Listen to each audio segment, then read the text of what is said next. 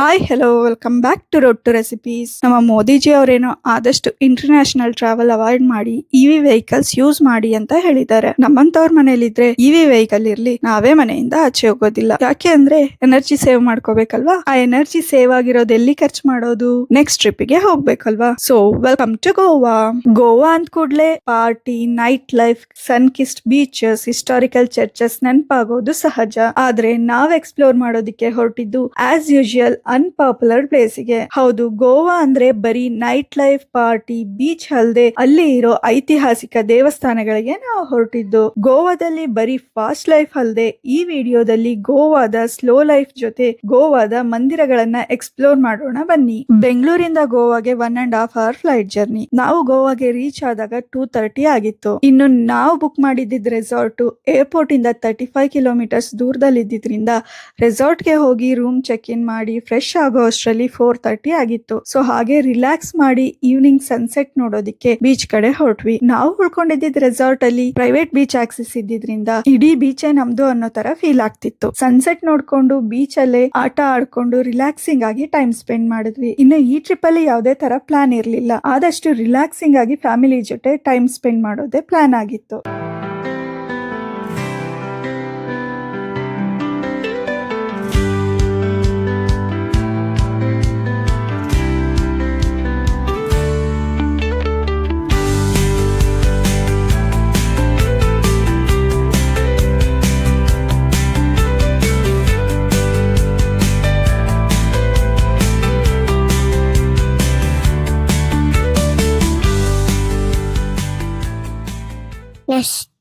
Next day ಬೆಳಗ್ಗೆನೆ ಎದ್ದು ಸ್ವಲ್ಪ ಹೊತ್ತು ಬೀಚ್ ಹತ್ರ ಟೈಮ್ ಸ್ಪೆಂಡ್ ಮಾಡಿ ಮೊದಲಿಗೆ ನಾವು ಹೊರಟಿದ್ದು ಶ್ರೀ ಚಂದ್ರೇಶ್ವರ ಭೂತನಾಥ ದೇವಸ್ಥಾನಕ್ಕೆ. ಈ ದೇವಸ್ಥಾನ ಇರೋದು ಗೋವಾದ ಪರೋಡಾದಲ್ಲಿ ಇರೋ ಚಂದ್ರನಾಥ ಬೆಟ್ಟದ ಮೇಲೆ. ಇನ್ನು ಈ ದೇವಸ್ಥಾನಕ್ಕೆ 2000 ವರ್ಷಗಳಷ್ಟು ಇತಿಹಾಸ ಇದೆ. ಇಲ್ಲಿ ಪ್ರತಿ ಹುಣ್ಣಿಮೆಯ ದಿನ ಚಂದ್ರನ ಬೆಳಕು ನೇರವಾಗಿ ಶಿವಲಿಂಗದ ಮೇಲೆ ಬೀಳುತ್ತಂತೆ. ಇಲ್ಲಿ ಬಂಡೆಯ ಒಳಗೆ ಶಿವಲಿಂಗ ಸ್ವಯಂಭೂ ಆಗಿ ಮೂಡಿದೆ. ಹಿಂದೆ ಈ ಜಾಗವನ್ನ ಚಂದ್ರಾಪುರ ಅಂತಾನೂ ಕರೀತಿದ್ರಂತೆ. ಕೆಲವು ಮೂಲಗಳ ಪ್ರಕಾರ ಈ ಜಾಗದಲ್ಲಿ ಋಷಿ ಮುನಿಗಳು ಅತಿ ಹೆಚ್ಚು ತಪಸ್ಸು ಮಾಡ್ತಿದ್ರಂತೆ. ಆದರೆ ಇಲ್ಲಿ ಒಬ್ಬ ಅಸುರ ಕೂಡ ಉಟ್ಕೊಂಡಿದ್ದ. ಅವನ ಹೆಸರೇ ಚಂದ್ರಾಸುರ. ಆ ಅಸುರ ಋಷಿಗಳಿಗೆ ತೊಂದರೆ ಕೊಡ್ತಿದ್ದ ಕಾರಣ ಋಷಿಗಳು ಶಿವನ ಕುರಿತು ತಪಸ್ಸು ಮಾಡ್ತಾರೆ. ಅವರ ತಪಸ್ಸಿಗೆ ಮೆಚ್ಚಿ ಆ ಶಿವನೇ ಬಂದು ಆ ಚಂದ್ರಾಸುರನನ್ನ ಸಂಹಾರ ಮಾಡಿ ಇಲ್ಲಿ ನೆಲೆ ನಿಂತಿದ್ದಾರೆ. ಇನ್ನು ಕೆಲವು ಮೂಲಗಳ ಪ್ರಕಾರ ಆ ಚಂದ್ರನ ತಪಸ್ಸಿಗೆ ಮೆಚ್ಚಿ ಆ ಶಿವ ಚಂದ್ರನನ್ನ ಮುಡಿಕೇರಿಸಿಕೊಂಡ ಪವಿತ್ರ ಸ್ಥಳ ಇದಾಗಿದೆ. ಅದೇ ಕಾರಣಕ್ಕೆ ಸ್ವತಃ ಚಂದ್ರನೇ ಪ್ರತಿ ಹುಣ್ಣಿಮೆಯ ದಿನ ಇಲ್ಲಿರುವ ಶಿವಲಿಂಗಕ್ಕೆ ತನ್ನ ಬೆಳಕಿನಿಂದ ಅಭಿಷೇಕ ಮಾಡ್ತಾನೆ ಎನ್ನುವ ನಂಬಿಕೆ. ಇನ್ನು ಅದನ್ನು ನೋಡಿ ಕಣ್ತುಂಬಿಕೊಳ್ಳುವ ಭಕ್ತಾದಿಗಳಿಗೂ ಅದೇ ಪುಣ್ಯ ಲಭಿಸುತ್ತೆ. ಇಲ್ಲಿ ಇರೋ ಪ್ರಶಾಂತವಾದ ವಾತಾವರಣದಲ್ಲಿ ಎಷ್ಟೊತ್ತು ಕೂತು ಮೆಡಿಟೇಷನ್ ಮಾಡಿದ್ರು ಮನಸ್ಸು ಆ ಚಂದ್ರನಂತೆ ತಿಳಿಯಾಗೋದು ಖಂಡಿತ. ಇನ್ನು ಈ ಸೌತ್ ಗೋವಾದಲ್ಲಿ ನೀವು ಆದಷ್ಟು ದೇವಸ್ಥಾನಗಳನ್ನ ನೋಡಬಹುದು. ಪ್ರತಿ ಬೀದಿಯಲ್ಲೂ ಒಂದು ದೇವಸ್ಥಾನವನ್ನ ನೀವು ಕಾಣಬಹುದು. ನೆಕ್ಸ್ಟ್ ಡೇ ನಾವು ಫುಲ್ ಟೆಂಪಲ್ ರನ್ ಮಾಡಿದ್ವಿ. ಆದಷ್ಟು ಎಲ್ಲಾ ದೇವಸ್ಥಾನಕ್ಕೂ ಮಾರ್ನಿಂಗ್ ಅಥವಾ ಈವ್ನಿಂಗ್ ಹೋಗೋದು ಒಳ್ಳೇದು. ದೇವಸ್ಥಾನಗಳಲ್ಲಿ ಅಷ್ಟು ಕ್ರೌಡ್ ಇಲ್ಲದೆ ಇರೋ ಕಾರಣ ಪೂಜೆ ಮಾಡಿ ಕೆಲವು ದೇವಸ್ಥಾನದಲ್ಲಿ ಬಾಗಿಲು ಹಾಕಿ ಹೋಗ್ತಾರೆ. ಆಫ್ಟರ್ನೂನ್ ಟೈಮ್ ಅಲ್ಲಿ ಎಲ್ಲಾ ದೇವಸ್ಥಾನ ಕೂಡ ಆಲ್ಮೋಸ್ಟ್ ಕ್ಲೋಸ್ ಇರುತ್ತೆ. ಇಲ್ಲಿ ಯಾವುದೇ ದೇವಸ್ಥಾನಕ್ಕೆ ಹೋದ್ರೂ ಈ ದೀಪಸ್ತಂಭವನ್ನ ನೀವು ಕಾಣಬಹುದು. ವಿಶೇಷ ದಿನಗಳಲ್ಲಿ ಸ್ತಂಭದಲ್ಲಿರುವ ಪ್ರತಿ ಕೋಣೆಯಲ್ಲೂ ದೀಪಗಳನ್ನ ಹಚ್ಚಲಾಗುತ್ತೆ. ಈ ಶ್ರೀಲಕ್ಷ್ಮಿ ದೇವಸ್ಥಾನ ಕೂಡ ಅಷ್ಟೇ 100 ವರ್ಷಗಳಷ್ಟು ಹಳೆಯ ದೇವಸ್ಥಾನವಾಗಿದೆ. ಇಲ್ಲಿರುವ ದೇವಸ್ಥಾನಗಳಲ್ಲಿ ಮರದ ಆಕರ್ಷಕ ಕೆತ್ತನೆಗಳನ್ನ ನೀವು ಕಾಣಬಹುದು. ಈ ದೇವಸ್ಥಾನದಲ್ಲೂ ಸಹ ಲಕ್ಷ್ಮಿಯ ವಿವಿಧ ರೂಪಗಳನ್ನ ಕೆತ್ತನೆ ಮಾಡಲಾಗಿದೆ. ಎಲ್ಲಾ ಕಡೆ ಲಕ್ಷ್ಮಿ ಕೂತಿರುವ ಭಂಗಿಯಲ್ಲಿದ್ರೆ ಈ ಜಾಗದಲ್ಲಿ ಲಕ್ಷ್ಮಿ ನಿಂತಿರುವ ಭಂಗಿಯಲ್ಲಿ ಪ್ರತಿಷ್ಠಾಪನೆ ಮಾಡಲಾಗಿದೆ. ಇನ್ನು ಪರಶುರಾಮರು ಬಿಟ್ಟ ಬಾಣ ಈ ಜಾಗದಲ್ಲಿ ಬಿದ್ದಿದ್ದ ಕಾರಣ ಈ ಜಾಗವನ್ನ ಬಾಣಾವಲಿ ಅಂತಲೂ ಕರೀತಾರೆ. ಇನ್ನು ನೀವು ಯಾವುದೇ ದೇವಸ್ಥಾನಗಳಿಗೆ ಹೋದ್ರೂ ಕೂಡ ಪೀಸ್ಫುಲ್ ಆಗಿ ಎಷ್ಟೊತ್ತು ಬೇಕಾದ್ರೂ ಕೂತು ದೇವರ ದರ್ಶನ ಮಾಡಬಹುದು. ಲಕ್ಷ್ಮಿಯ ದರ್ಶನ ಮುಗಿಸ್ಕೊಂಡು ನಾವು ಹೊರಟಿದ್ದು ವಿಠಲನ ಮಂದಿರಕ್ಕೆ. ಇನ್ನು ಈ ವಿಠಲನ ದೇವಸ್ಥಾನ ಲೊಕೇಟ್ ಆಗಿರೋದು ಮಾರ್ಗೋವಾದಲ್ಲಿ. ಈ ದೇವಸ್ಥಾನ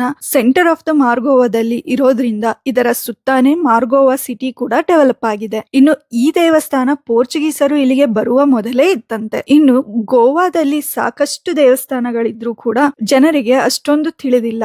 ಜೊತೆಗೆ ಎಷ್ಟೊಂದು ದೇವಸ್ಥಾನಗಳ ಹಿನ್ನೆಲೆ ಮತ್ತು ಇತಿಹಾಸ ಸಾಕಷ್ಟು ಸಿಕ್ಕಿಲ್ಲ. ಪೋರ್ಚುಗೀಸರ ಆಡಳಿತದಲ್ಲಿ ತುಂಬಾ ತೊಂದರೆಗೀಡಾದ ಹಿಂದೂಗಳು ಆದಷ್ಟು ದೇವಸ್ಥಾನಗಳನ್ನ ಉಳಿಸ್ಕೊಂಡು ಬಂದಿದ್ದಾರೆ. ಇಲ್ಲಿಂದ ನಾವು ಹೊರಟಿದ್ದು ಶ್ರೀ ಶಾಂತದುರ್ಗೆಯ ದೇವಸ್ಥಾನಕ್ಕೆ. ಈ ದೇವಸ್ಥಾನ ಲೊಕೇಟ್ ಆಗಿರೋದು ಶಾಂತಿನಗರದಲ್ಲಿ. ಈ ಶಾಂತದುರ್ಗ ಅಂದ್ರೆ ಯಾರು? ನಮ್ ಕಡೆ ಎಲ್ಲ ಶಕ್ತಿ ದೇವತೆಯಾದ ದುರ್ಗೆ, ಕಾಳಿ, ಚಾಮುಂಡೇಶ್ವರಿಯ ದೇವಸ್ಥಾನಗಳನ್ನ ನೋಡಿರ್ತೀವಿ. ಗೋವಾದಲ್ಲಿ ಈ ಶಾಂತಿ ದುರ್ಗೆಯ ದೇವಸ್ಥಾನ ಸಾಕಷ್ಟು ಕಾಣಬಹುದು. ಹಿಂದೆ ಒಂದು ಬಾರಿ ಶಿವನಿಗೂ ವಿಷ್ಣುವಿಗೂ ಯಾರು ಉತ್ತಮರು ಅನ್ನುವ ಸಲುವಾಗಿ ಅವರ ನಡುವೆಯೇ ಭೀಕರ ಯುದ್ಧ ಶುರುವಾಯ್ತಂತೆ. ಮನುಷ್ಯರು ಯುದ್ಧ ಮಾಡಿದ್ರೇನೆ ಭೂಮಿ ತಡೆಯೋಕೆ ಆಗೋದಿಲ್ಲ. ಸಾಕ್ಷಾತ್ ಶಿವ ವಿಷ್ಣುನೇ ಯುದ್ಧಕ್ಕೆ ನಿಂತ್ರೆ ಇಡೀ ಬ್ರಹ್ಮಾಂಡ ಅಲ್ಲೋಲ ಕಲ್ಲೋಲ ಆಗೋದು ಗ್ಯಾರಂಟಿ ಅನ್ನೋದನ್ನ ತಿಳಿದ ಬ್ರಹ್ಮ ಆದಿಶಕ್ತಿಯನ್ನ ಈ ಯುದ್ಧವನ್ನ ನಿಲ್ಲಿಸೋದಾಗಿ ಕೇಳ್ಕೊಂತಾರೆ. ಆಗ ಆದಿಶಕ್ತಿ ಶಾಂತದುರ್ಗೆಯಾಗಿ ಒಂದು ಕೈಯಲ್ಲಿ ಶಿವನನ್ನು ಮತ್ತೊಂದು ಕೈಯಲ್ಲಿ ವಿಷ್ಣುವನ್ನು ಹಿಡಿದು ಇಬ್ಬರನ್ನು ಸಮಾಧಾನ ಮಾಡಿ ಬ್ರಹ್ಮಾಂಡವನ್ನ ಸಮತೋಲನಕ್ಕೆ ತರ್ತಾರೆ. ಶಾಂತದುರ್ಗೆಯ ಮೇನ್ ಟೆಂಪಲ್ ಲೊಕೇಟ್ ಆಗಿರೋದು ಗೋವಾದ ಕವಲೆಮಲ್ಲಿ. ಈ ಶಾಂತದುರ್ಗೆಯ ದೇವಸ್ಥಾನವನ್ನ ಜೀರ್ಣೋದ್ಧಾರ ಮಾಡ್ಲಾಗ್ತಿದೆ. ಡೊನೇಷನ್ ಮಾಡೋರಿದ್ರೆ ಮಾಡ್ಬೋದು. ಇಲ್ಲಿನ ಲೋಕಲ್ ಗೋವಾ ಹಿಂದೂಗಳು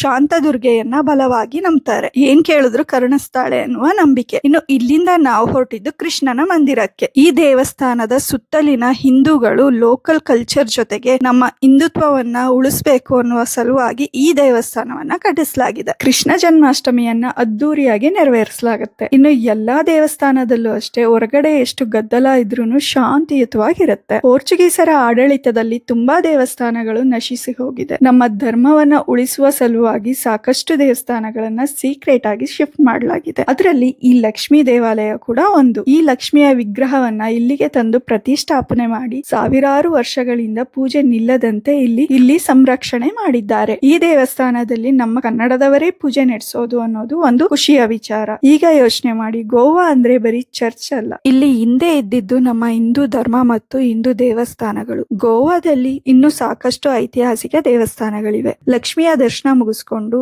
ಸನ್ಸೆಟ್ ನೋಡೋದಿಕ್ಕೆ ಬೀಚ್ ಕಡೆ ಹೊರಟ್ವಿ.